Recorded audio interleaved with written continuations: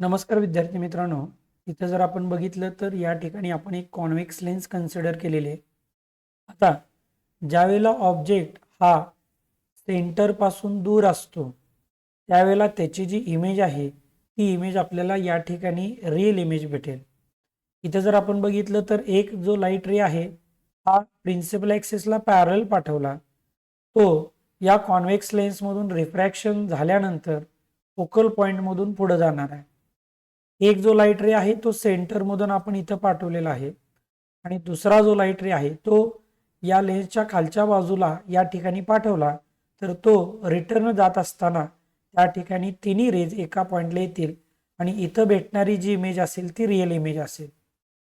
आता जर समजा हा ऑब्जेक्ट आपण सेंटर आणि फोकल लेंथ याच्यामध्ये जर घेतला तर या ठिकाणी रिअल इमेज भेटेल, पण इथं आपल्याला त्या इमेजची जी साईज आहे ती वाढलेली दिसेल.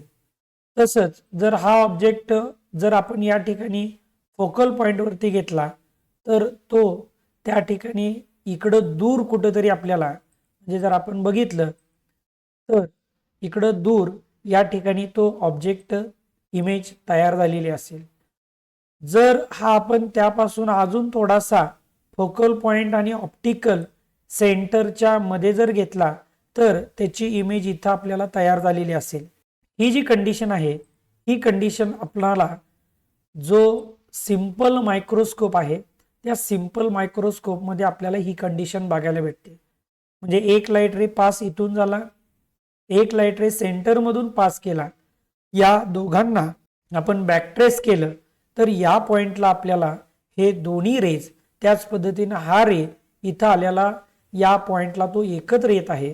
म्हणजे इथं जी इमेज आपल्याला भेटली ती व्हर्च्युअल रेज पासून भेटलेली आहे, यामुळे याला आपण व्हर्च्युअल इमेज म्हणतो.